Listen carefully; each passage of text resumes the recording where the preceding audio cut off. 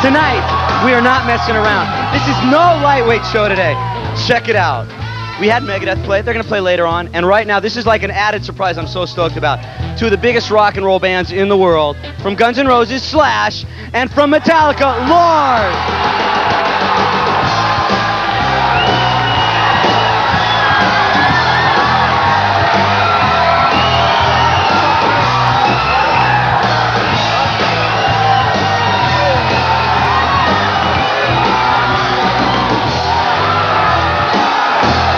So this was kind of like an added surprise.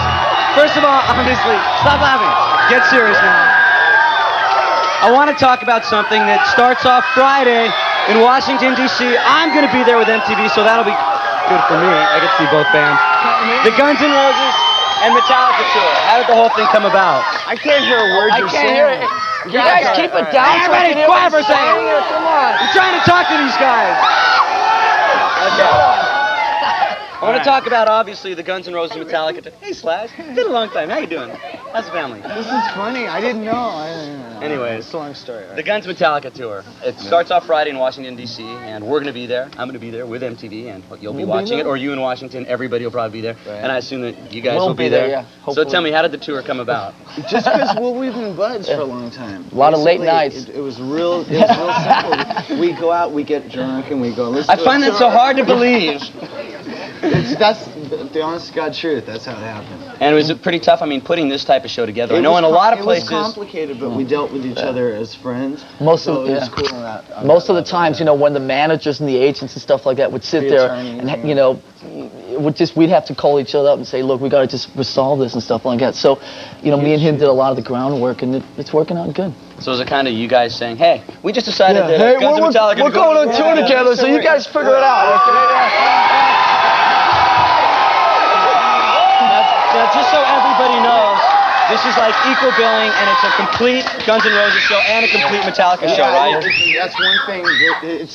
It's a co-tour. All right, so it's Metallica and Guns and Metallica. That's that. Full stages for both bands. As long as everybody knows, both it's not playing like full headline anybody shows. trying to pull some sort of star trip. It's really just a summer concert. It's gonna be cool. And what are the kind of things, any special surprise you want to give out, like about the stage? I know that you guys had that. Well, we have our snake pit thing that we had indoors, and we have that kind of in stadium format. So you're still gonna let people in the middle? Yeah. Now, are the same people gonna be in the middle for the gun show too? No. You're gonna film, right? Sorry, now you gotta get out. No, the Metallica show, they do their trip and we do ours. Yeah, I mean that was the whole idea. Was, you know, we do 2.5 hours of our thing, they do 2.5 hours of their thing, and it's completely different, you know. Now, how long is sets? So you guys, I mean, this is like a whole day thing. They're gonna start at like 3 o'clock. And there's also Faith No More. Yeah, that's another thing I wanted to ask, because I know that Guns, you guys have always liked Faith No More. I know Faith No More opened up for you before. A couple years ago. So how did that come about? We had them in Europe.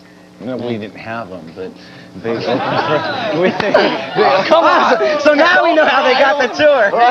They opened up for us in Europe, and they were great. Okay, one thing. And Soundgarden as well. All right, But Soundgarden isn't playing this show. We're not going to be. Unfortunately, no. They're not on this one. It's just. Then we'd have to make it into like a 2-day event. Exactly. You know? But they go for 2-day events. Just so. One thing that I want to get cleared up so everybody knows, Axl is out of jail. He's out of jail. He's in court right now. I was like, hey. So any members? No, Axl. The situation in St. Louis is the prosecutor, which I don't know his name, he's I don't know what his point is, but he's trying to make a point, and luckily on our behalf, Axl's dealing with it.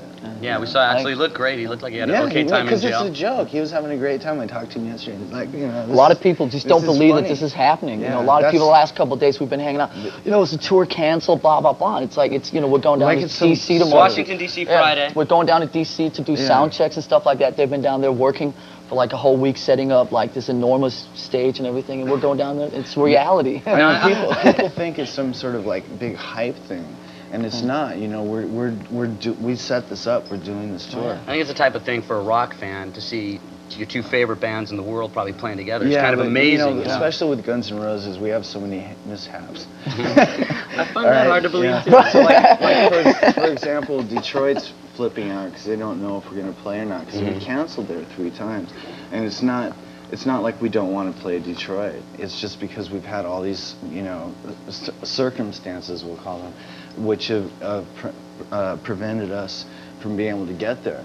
So we are playing, you know. We're going to be back. Anybody in Detroit that's worried, you know, we are coming. They will be there, as far as you know. Yeah. And we're going to be back talking to Slash and Lars in a little bit, but right now it's time to check in with Matt Gallant with news. Matt.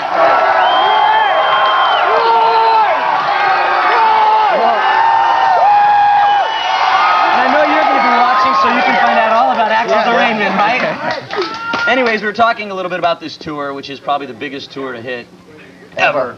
Guns N' Roses, Metallica, and Faith No More. Right. And one thing that we were talking about a little bit earlier is there's a lot of big cities that you guys aren't going to hit, and it's not by your choice, right? No, it's we sat down, like basically picked like the 30 biggest cities in the country, and when it came time to like Cleveland, Philly, Atlanta, I think Kansas City, places like that, they just said, stay away.